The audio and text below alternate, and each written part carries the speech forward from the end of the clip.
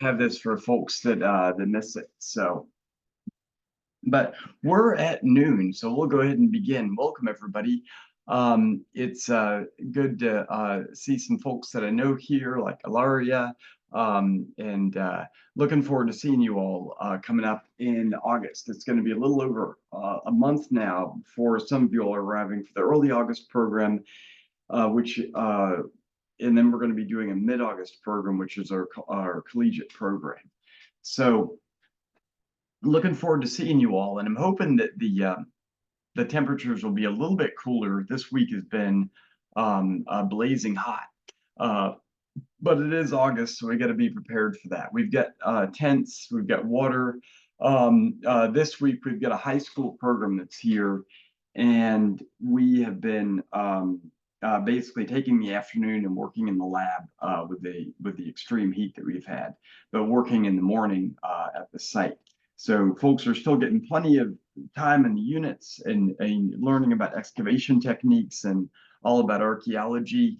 And then, of course, doing all kinds of tours across the property, which we do, and we'll have a full schedule for that. But before I get started, wanted to see if anybody, if folks have received the information for the program and anybody has any questions about arrival, where you're staying, if you've been able to, if you're going to be staying in a hotel, hopefully you're staying in a hotel in Orange, not in Richmond, because that's a long ways away. Terry knows about that from driving between Richmond and Montpelier every day for about 7 years. Um, but uh, but yeah, if you have any questions, definitely shoot us a note. But give you folks a minute to give any questions you might have.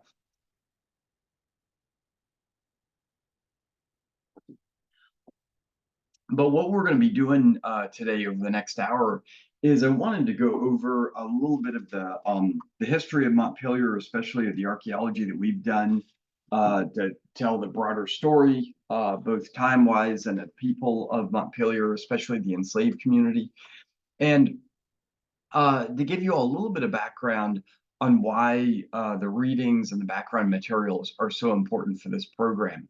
As you all probably know, the work we're doing this year is at the burial ground of the enslaved, and we're working with the Montpelier Descendants Committee on a project they're doing to build a memorial to their ancestors. And so what we're doing in the course of this project is we're trying to figure out the extent of the burial ground in the area where the memorial is going to be designed and built over the next several years. And so the archaeology we're doing is we're looking for the tops of grave shafts and also looking at the area as an archaeological site. And so what the goals of this are to define where the burials are and where they're not, and make sure what the MDC wants to do is make sure that the memorial is placed in a location outside of the burial ground. And so they want to have a memorial that allows an entrance into the burial ground to allow visitors to see and to pay respect to the ancestors who are buried there. And as part of this process, the work that we're doing is, potentially very invasive to that burial ground, because we need to figure out where the burials are. And in doing excavations, what we're doing is putting in 5 foot by 5 foot units where ground penetrating radar survey techniques that we've used have found potential graves. And so what we're trying to do is be sensitive on two different fronts. One is to make sure that everything that we do, we're doing in complete collaboration with the Montpelier Descendants Committee. And this is something that we've spent the last year, or actually 2 years, planning, is these excavations. And this is when we're excavating at the Overseer site and the home farm last year and the year before. And then this year we're in the burial ground doing the excavations to try to understand the extent of the graves and then be able to protect them. So what we're in the course of our excavations, what we're doing is what the MDC has asked us to do is to make sure that the remains of their ancestors remain intact and are protected. So we're only excavating within the first foot of soil to show where grave shafts are, and then that's it. And so we've got a number of units that we've opened up, and I'll show what we've been finding so far in a little bit. But yeah, so one of the things that we've asked you all to do is, as part of this expedition, you all are going to be part of the archaeological team. And one of the things that we've done is we've come up with a set of community rules whereby anyone that's working at this site agrees to abide by those. And we're taking those very seriously. So we've asked you all to sign that as part of your personal background information.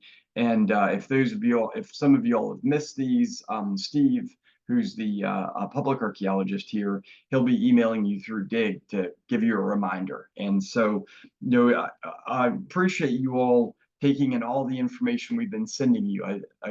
Sometimes folks feel like they're being fed by the fire hose with all the information that we send, but we really want to have you be, the best prepared for when you arrive here, and you can make the most of your week and have it be one where you understand, the work we're doing and how to be part of this team. So again, really looking forward to having you all here this week. And for those of you all that are just joining, Carly and Carol, I saw that you all just hopped on. Welcome. I'm recording this, so if there's any parts of it that you missed, you'll get a full recording of this presentation. But one thing that we has been especially important with the work we're doing this season is something that we call the power of place, which is that essence of what a historic site is. And when you all hear power of place, what does that make you all think of when you hear the term power of place? And this is, take anybody. There's no right or wrong answer to this. Just want to hear what you all think of the power of place. I mean, when you think of the power of place in Montpelier, what do you think of about your, the week-long stay that you're going to have with us? What comes to mind?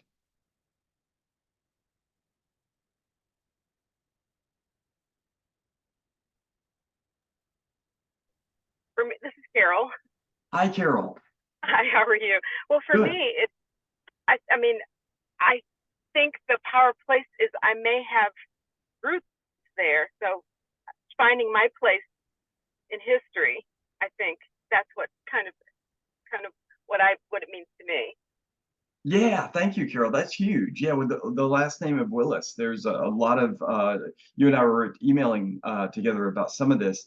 There's a lot of Willis family connections, and so for you, standing in a spot where one of your ancestors could have stood, land that they could have owned, having a better understanding of your ancestral past, that's huge. That's huge and makes it very special. And this is where, for descendants, Montpelier is such a special place because what we've done and what we've done over the past 20 years is really make Montpelier a place that descendants not only feel home, but they're part of everything that we do. They're part of the research that we're doing, the interpretation, and that's what's made the Montpelier Descendants Committee such a strong force in what we're doing. So yeah, I'm looking forward to having you here, Carol, and exploring some of the history that you've got here. Bill, so you've typed in the power of importance of what you're doing to preserve the dignity and memory and those. Let me bring up my chat here. It just disappeared. Let's see. Here it is. The importance of what you're doing to preserve the dignity and memory of those who are buried there and their descendants. Yeah, no, thank you, Bill. Absolutely. And that's something that the power of place that we see at Montpelier is sometimes in what you don't see. When you visit Montpelier and drive up the Center Drive, what's most obvious is the main house. And obviously that's a huge part of what we have been working on over the past 30 years in terms of its restoration and investigation. But what for years was not seen were the homes of the enslaved. But in doing archaeology, what we found is that the record of the enslaved is everywhere across Montpelier's 2,650 acres. In fact, when we do archaeology, 99 times out of 100, we're finding nails, ceramics, glass, bone from people's meals, animal bone that is from the enslaved community. One of our metal detectorists, Dennis Bajorkland, who you'll meet when you're here, he stated, a couple of years ago during an interview that, for the, literally hundreds of thousands of artifacts he's recovered through metal detector survey, he can only count on 2 fingers items that would have been lost or used by the Madisons. And that would have been, a thimble, a silver thimble over by the temple, and a ring. And so, it's the power of place is, using the landscape, the archaeology, to recover that lost history. And we'll go into this in a few minutes in the background discussion we're going to have on the landscape. But so much of the history was lost in the early 1850s, when the James Madison's nieces and nephews went to John Payne Todd's house. This is the stepson of James Madison through his marriage to Dolly Madison. And this is after Dolly Madison had sold the estate, and her son, by her previous marriage, had gathered all the Montpelier papers at his house in Gordonsville, which is about 5 miles away from Montpelier. And when his nieces and nephews found all these papers, they decided to burn them all. So there were literally, hundreds of papers that were burned that related to the history of Montpelier. There were probably lists of enslaved families, maps of the property, and what Madison's nieces and nephews figured was there's too much scandal, too much discussion of Madison as a slave owner to keep these preserved. And so what we do with archaeology is a way to recover that loss. So long response to your statement, Bill, but thank you for that. What else comes to mind with this?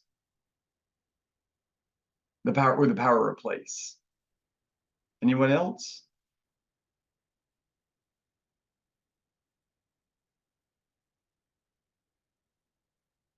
Ilaria, are you on there? I'm going to pick on you. Okay, well, what for the power of place, sorry, Ilaria. For the power of place, what this really, you're going to get a sense of this is when you all arrive. Is standing at Montpelier, and for me, what is really incredibly powerful about being at Montpelier through the years is being in a spot where it's a patch of grass beside the main house. And when I was in my early 30s, not knowing anything about what was there, and then 15, 20 years later, excavating a site where there's a structure there that we never knew existed, and all of a sudden there's this history that you uncover from the ground, and it changes the landscape. And in this case, in the South Yard, we literally changed the landscape with these discoveries by rebuilding the buildings. And today, when visitors come to Montpelier, the buildings have been there for about almost 8 years. And so they've begun to weather, and they've kind of absorbed that Piedmont clay, and they look historic. I mean, because they are historic, they're reconstructions, but they're getting this weather beaten look that gives them that kind of that feel of authenticity. And so it's really the transformation of the landscape for me is what makes it so exciting. And Carly, thank you. You say memorialization comes to mind for me, and I guess you're referring to memorialization like at the burial ground. I gave you a chance to type your answer. Ilaria said, I think the power of place represents recognition of an integral part of the history of Montpelier that can't and shouldn't be ignored. Yeah, it's that what is not most obvious, but was ever present, and then through the archaeology is ever present. And with this, that what you said, Ilaria, and combined with what you typed in, Carly, is that aspect of memorialization, where what descendants are doing and why we're doing the work we're doing this year to find us where the burial ground begins and ends, is that for literally centuries the descendants of the enslaved who buried their loved ones at Montpelier have never been able to memorialize their loved ones in a way that, say, the Madisons were able to with the Madison Family Cemetery. And so the power of place that we have with working with the descendant community and being able to see this process happen is really exciting. And this is something that we're going to be calling on you all when you're here for the week to think about. Is, when you're at Montpelier and you're digging at the burial ground and we're talking about memorialization, want to have you all think about what memorialization means to you, what it could mean to the community. Oh, Carly, you responded, yeah, especially with such sensitive topics of our history and people's lives. Places are significant in giving people the opportunity to remember, memorialize, reflect on, and empathize with the lives of people who live their lives there. Yeah, and that's what memorialization is all about, and that's why working with the descendant community is just a real opportunity to have this happen. So, well, cool. What I'll do at this point is I'll start some of the background on the archaeology at Montpelier.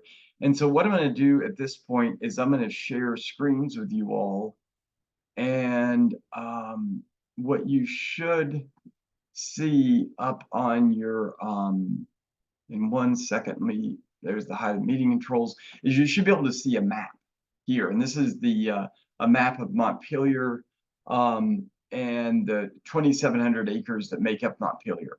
And so the area outlined in brown is the 2,650 acres that make up Montpelier today. And where Montpelier is situated is we're in the state of Virginia. I'm zooming out a bit here to give you all a sense. All the counties here, here's the state of Virginia on the East Coast. Montpelier's in the north central part of the state. So we're fairly close to Richmond down here, Fredericksburg, Washington, D.C. up in this area. So many of y'all are coming from the D.C. area. And what Montpelier represents is we're in a rural part of Virginia. And what we've got today that makes up the landmass of Montpelier is a good chunk of the original plantation that the Madisons owned and the enslaved community worked on for over 100 years during the Madison ownership. So the landmass you see that I've just highlighted right here, this is the original patent that the Madison family took out in the 1720s. And then there was another section that they added in the 1780s up in this area. And so you can see that what makes up the Montpelier property today encompasses about 3/4 of that original plantation, but there are adjacent plantations such as Tetley up in this area and some of the Newman-owned lands up in this area that also make up Montpelier. Now, originally, Montpelier was the home of the Manahoac. So when the Madisons and the enslaved Africans who had been kidnapped and were brought to Montpelier in the 1720s, began to clear some of the woods at Montpelier, it had been probably about 60 or 70 years since the Manahoac had been in this area. Most of the Manahoac had settlements along the Rapidan River, which is this blue line just north of Montpelier here. And the Manahoac had agricultural fields and also villages along the Rapidan River. And the Rapidan River ends up flowing into the Rappahannock River and then down to Fredericksburg. And so all of this area is part of the Manahoac. The Monaca Nation were to the south, more towards the area of Charlottesville.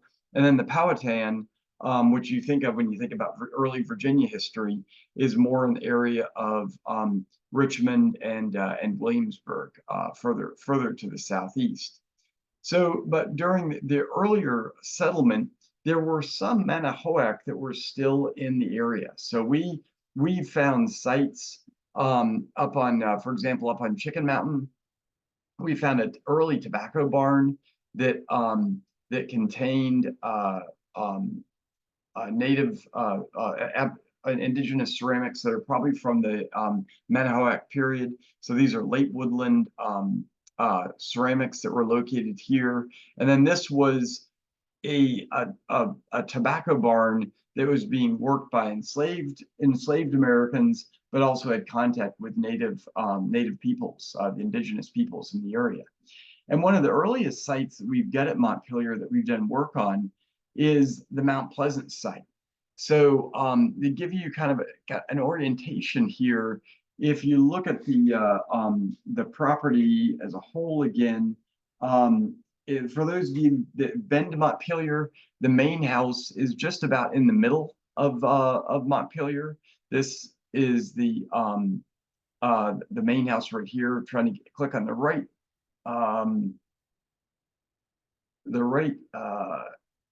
image right here. Here's the main house right here. The visitor center where people park when they come to visit Montpelier is right in this location. And then all this is this area right here, which is the visitor core, is basically right in the middle of Montpelier's 2,700 acres. And this is all land that's owned by the National Trust for Historic Preservation. And what I'm going to do is I'm going to bring up the chat as well. I'm going to have this on my other screen. If anyone has any questions, you can either unmute your mic or just type them into the chat, and I can see them over here and answer. But let me see. There we go. Hide the meeting controls here. But for Montpelier itself, what we've got of the 2,650 acres, about the 1,800 acres of Montpelier is in woods today. And this would have been very different, say, back when enslaved Americans were clearing the fields. By the time you get to the 1750s, probably there was only about 400 acres of woods that make up, the grounds of Montpelier today. And during that time, that's when the main house wasn't over, where it is today, but it's in the area below the visitor center at a place that we learned from historic documents is called Mount Pleasant. And this is right beside the Madison family cemetery, which is the area where James Madison and the rest of the Madison family is buried. So this original home site called Mount Pleasant was the original farm that was in existence from the 1720s up until around 1761, when Frances Taylor Madison passed away. And Frances Taylor Madison, she's the grandmother of of President Madison, and she was widowed by 1732. Her husband was poisoned by two of the enslaved community that lived at Montpelier and a neighboring slave. And she remained widowed up until her death in 1762, and pretty much ran Montpelier in terms of the tobacco production. So all during up until the American Revolution, the main one of the main sources of income was the growth of tobacco. And how tobacco production worked is that you would the enslaved would girdle the trees, such as in this Latrobe watercolor painting from the 1790s. The trees would be girdled, the leaves would die, and then the enslaved would hoe the soil into hills and plant the tobacco. And so by the time you get to the 1750s, Frances Madison's children, especially her oldest son, James Madison Sr., he's an adult, and instead of managing the tobacco farm, what he begins to do is he creates a blacksmith shop with enslaved artisans. So up in this area, up near closer to the temple, what we found is just a massive area of blacksmithing debris that dates back to the Revolutionary War time period and earlier. And what we found in our excavations through the years is that when James Madison Sr. was first married, when he was first married, he and his wife, Nellie Conway Madison, shown in this painting right here, didn't have the main house built originally. What they had built was a starter cottage, which we today refer to as the kitchen. And we found evidence for this south kitchen being this planter's cottage. And this is where James Madison Jr., the future president, would have spent much of his childhood. And this, when you come here and visit, we're going to be exploring this site. But this is a picture of the south kitchen after the archaeology was done and when we were beginning to rebuild it. But this is one of the, up the main house, this would have been the first house that was there. And so when this building was being built in the late 1740s, the main house was not here. And so what we found, I mean, the thing to take from this is that throughout the 18th century, there were massive changes at Montpelier. And Alaria, you're asking about the topo lines. I don't have the topo lines on this map, but what I can do is I can bring in the hillshade, which is our terrain mapping for Montpelier. And you can get an idea of some of the terrain in the area. And what you might be referring to, Ilaria, is the main house right here that is up on a prominent hill. And if you look at this picture right here, you can see this is a 3D rendering. The main house was on top of this prominent hill where the top had been cut off of it. And when you look at it in relationship to Mount Pleasant is in a lower elevation down in this direction right here. So, and what I can do for you all is after this lecture, I'm going to send you all a recording of the lecture, but I'll also send you some 3D imagery that are 3D maps that you can explore of the landscape. But for the 18th century, when James Madison's parents first arranged to have this planter's cottage built, and then by 1765 have the main house built, the economic production that's happening at Montpelier is basically following two different lines. There's agricultural products that are being created, and by the time of the American Revolution, what the Madisons had worked with the enslaved to do is begin to do plow cultivation, in which there's a lot of grains and other crops that are grown, and at the same time continue with this massive production of the blacksmith operation that was in existence around the time of before and after the American Revolution.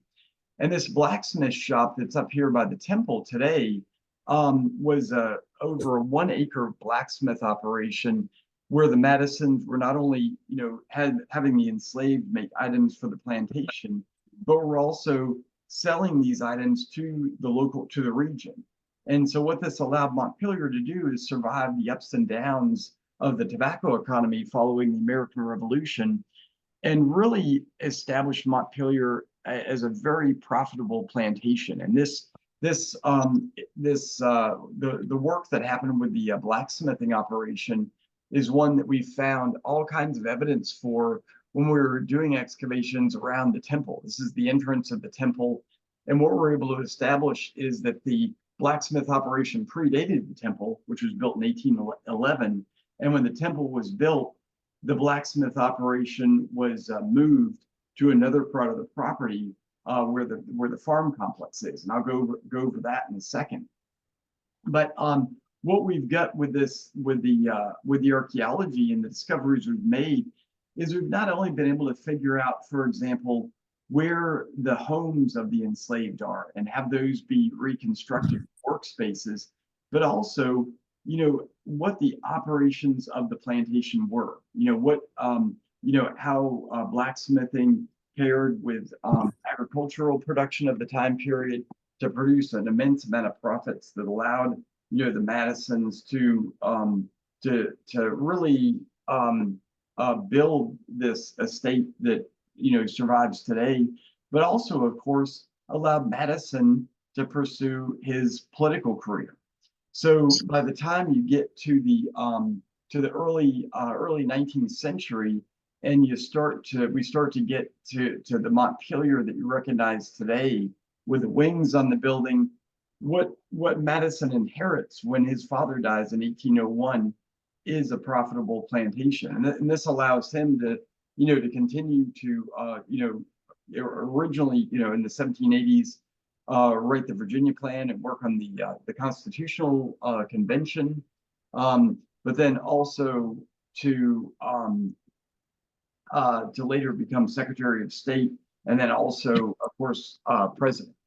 And so with all this, the political career of James Madison, literally is because of Montpelier. And what's really pretty startling is just the lack of documentary evidence there is for that. And much of this comes from, the burning of the papers in the 1850s, but then also, let's see. Sorry, I'm answering a text that's just coming in. We've got an expedition here this week and wanted to make sure everything was good for what was happening.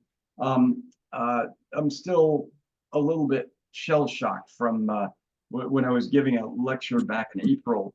My phone started blowing up, and it's because of the fire at the office. So I'm always nervous when my phone starts acting up when I'm doing these lectures. Make sure. Okay, we're good. We're good. No, everyone's fine.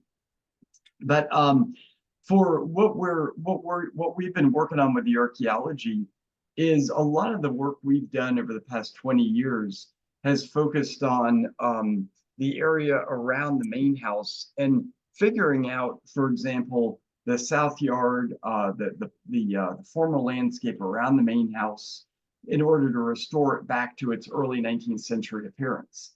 And some of the first work we did with the work on restoring it to the early 19th century was the work that we did in the mid 2000s for finding the front fence. And in the course of doing this archaeology, what we found is around the main house is you go down 2 or 3 or about 6 to 8 inches below the grass, and you're into the early 19th century surface.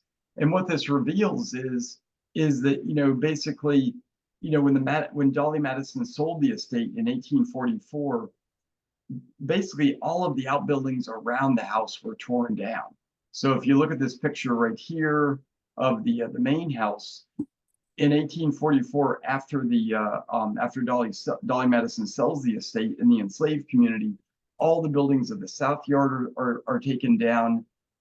This front fence is taken down, and the landscape is changed into a very different, feel where none of these outbuildings exist anymore. And what that meant is that the only evidence for these buildings in this landscape existed in the archaeology.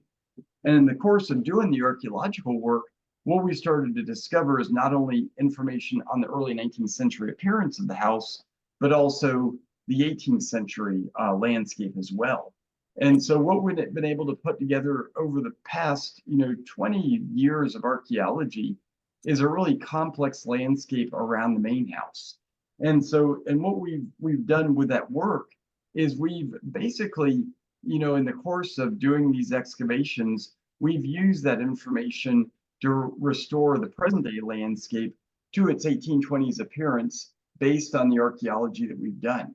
So for example, the work that we did in the front yard of finding the fence line allowed us to restore this front fence. And then the work that we did in the south yard allowed us to reconstruct what is today these reconstructed outbuildings of the south yard, how they appeared in the early 19th century. And one of the things that we've done in the course of that work is when you look at the south yard, what we've found in the south yard was just an incredibly rich archaeological record. And in this area, when you take the sod off the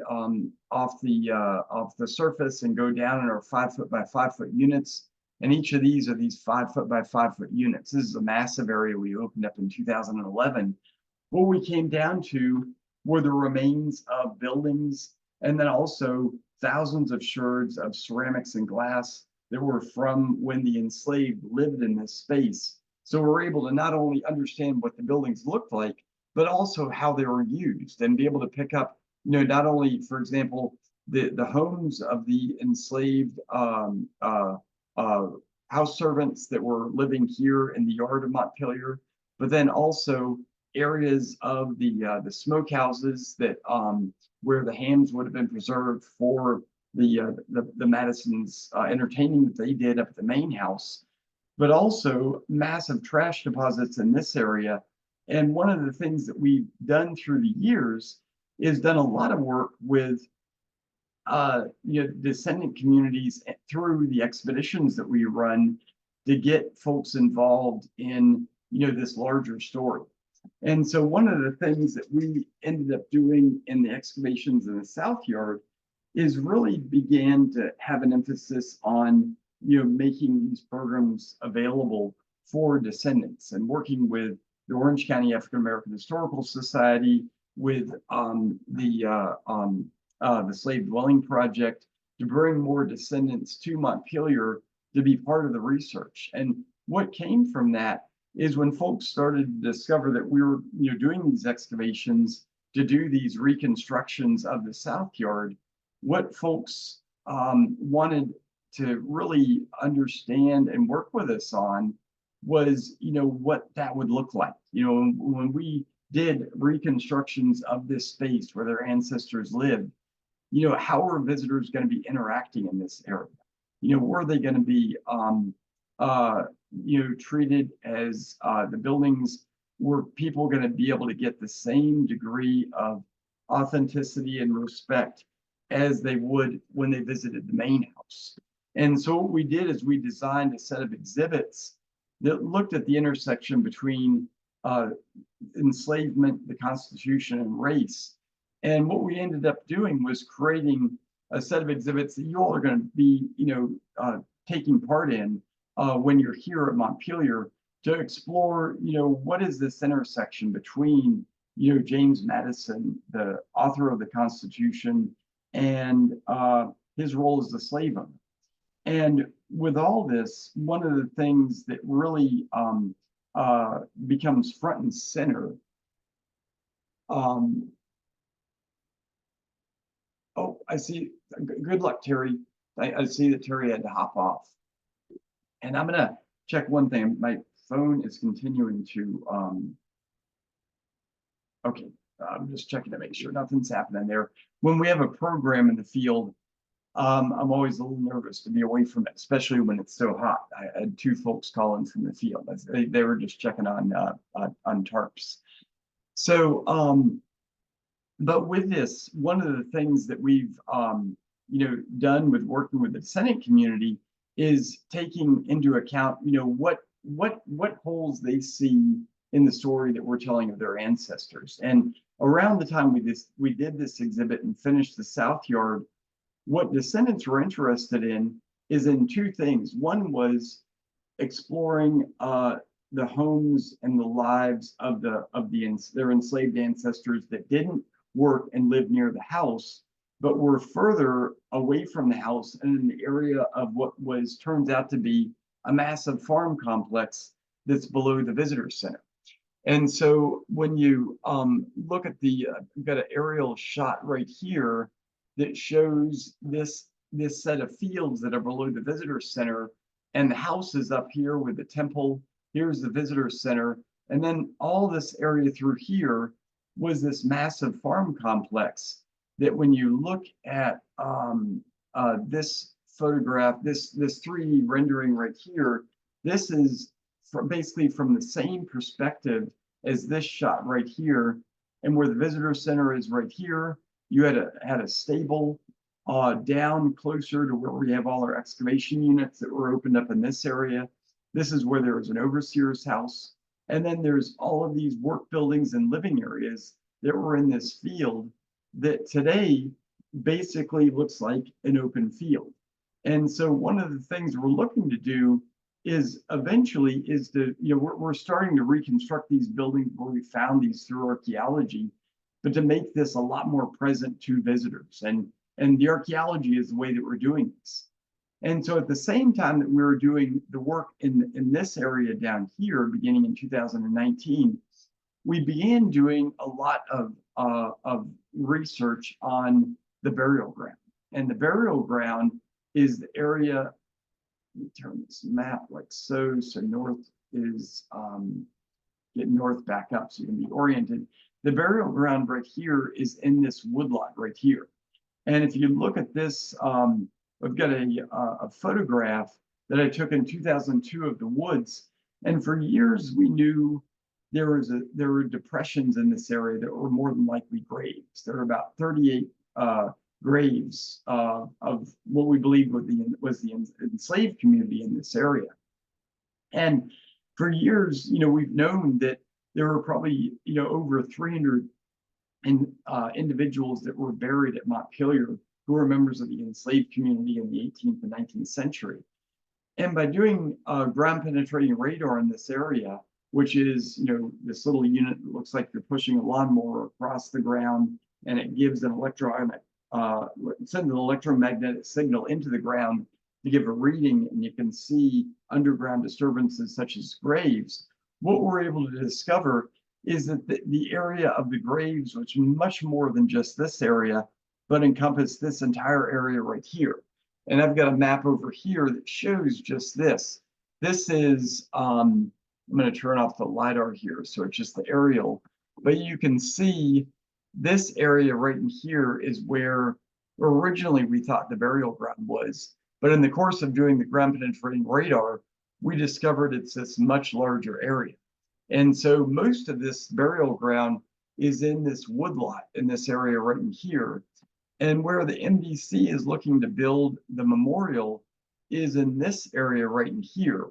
And so what we're doing now is we're putting in units across this area to try to understand, are these little red dots right here, these are these anomalies that were picked up through the ground penetrating radar. Are these grave shafts, or are they something else? And so we've started opening up units in this area. And what we're finding is, some really remarkable features throughout this area. One of the things that we're finding is we are finding evidence for features where we've got concentrations of bedrock that could have been disturbed during the course of digging a grave.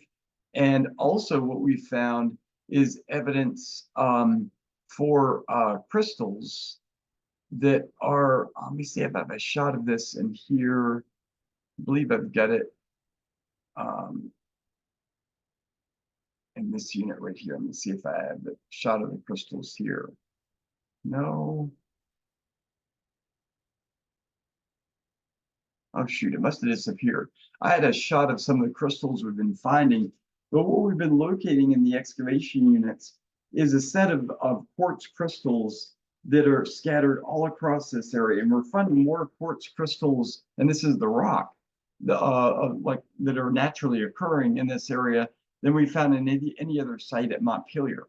And so the work you all are going to be doing when you come in August for the week is going to be continuing to explore this part of the burial ground.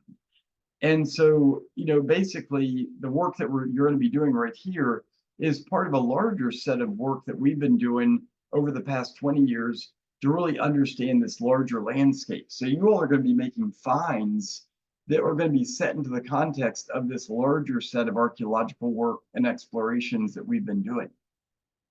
So what I want to do is open up, I'm going to close out some of these windows. My computer is starting to freak out here. It's the overheating fan is on. But what I'm going to do is I'm going to stop sharing screens at this point and see if anybody has any questions. Either about the material we've been talking about, or what you all are going to be doing for the week. I try to keep these background discussions to about an hour, with about a half hour of background. Otherwise, it's just too much information. And also, I'm hoping that you all have been able to look through some of the readings. We've got a great archaeological book that has a compilation of all the sites I was talking about today. And then also, you all are going to be, we're going to be doing lots of tours of all of these sites when you all visit for the week coming up in August. But is there anything else you'd want to know about, Montpelier, about your about the week you're going to be spending here? Anybody have any questions, logistical or otherwise?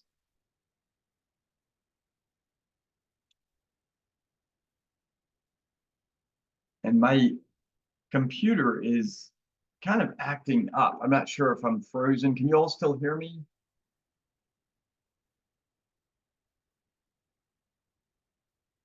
Okay, I'll have to check and see what's happening. Oh yeah, all right. Thank you, Ilaria. Okay, good deal.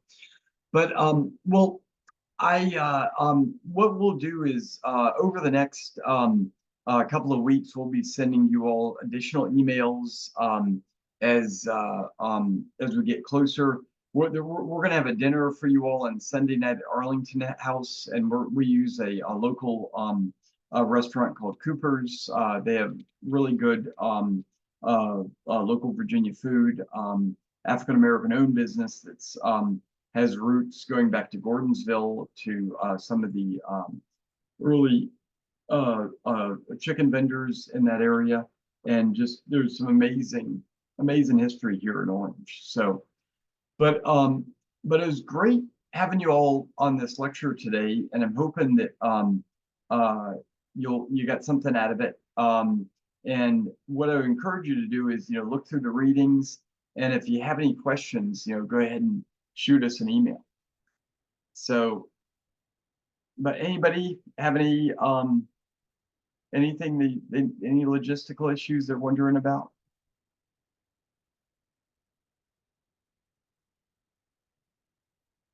All right. Well, we're looking forward to seeing you all in about a month. And what I'll do is after this Zoom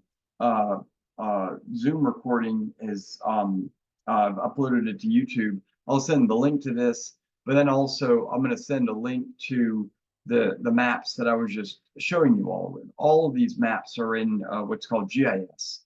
And we've got lots of story maps that help you explore these and understand, some of the landscape and access to some of the reports and history that we've generated through the years here at Montpelier. Oh, okay, Gabrielle, if you can just summarize what we'll be doing very quickly. Yeah, absolutely. Yeah, during the week, most of the time is going to be spent at the site. So you're going to be actually in a unit doing excavations, and I'll show you a picture of one of the units that we're working on right now. Let's see if we zoom into this one right here. I had some of these up before, but for example, this is a shot of some of the units we're working at the burial ground. And I don't know if I've got shots of the area here. Let me see. But the area of the burial ground it's in a woodlot. And so you're going to be in shade. We also use tents. But then, so basically the schedule will be in the morning, we'll start the day at 8 o'clock. You'll have about the first hour and a half of each day will be a tour. And then you'll be in the field. And then you'll have at least one day that you're in the lab. And with the heat, what we've done is we've spent whenever the heat index gets above 100, we'll break for the day and work in the lab. And we've got plenty of lab work to do. Some of the things you'll be doing is doing water screening of soils to look for smaller artifacts, washing some of the finds that we've made in the course of the excavations. But basically, what you all are going to be doing is basically working with archaeological staff on the research that we're doing. So basically everything that the staff is doing, you all are going to be taking part in.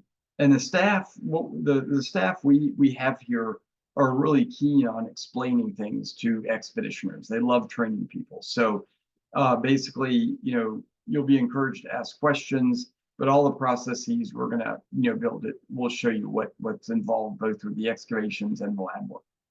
So, and let's see, what time would we be on campus until each day? Yeah, for the schedule, We'll begin the day at 8, and then we'll be done for the day by 3:30. And I'll send a sample schedule from this week to you all, so you can see what the expedition is like. I think there's one in your all's in the background readings, but I'll send that specifically since we're getting this close. So, oh, and then I see, Gabriel, you asked what type of equipment should we keep in mind? Yeah, for the equipment, we sent you all a list of what to bring, and I will I'll send that as well, but you all should have that it's all in the background readings that you received. But we've got a list of items, basically, since we're in the woods, there are ticks, so we ask that you wear long pants, light cotton long pants. And then also some folks wear light cotton long sleeve shirts. It doesn't make sense to wear long sleeve shirts in the heat until you realize that with cotton shirts, especially very light cotton shirts, when you sweat, that makes that cotton wet, and it really cools you down. So I'd suggest, if you don't have a light cotton long sleeve shirt, go to your Goodwill and find one. And like, you can find a dress shirt and use that as a light long sleeve cotton shirt. And then also bring a hat, and then also sunscreen as well. But we'll provide the tools that you'll need. Another thing is a knee pad. And then also, if you have a favorite folding chair, bring that. But if you all are flying and you can't bring a lot of, like a folding chair, we've got plenty of folding chairs at the site. So does that answer those questions, Gabrielle? Did you have anything else?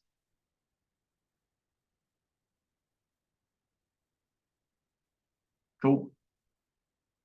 All right, you all. Well, looking forward to seeing you all in August, and we will we'll send you all more information. I'll send an email out after this recording goes up. So, all right. Well, in the meantime, take care, and we'll talk soon. Thanks, everybody. Bye. Thank you. Bye-bye.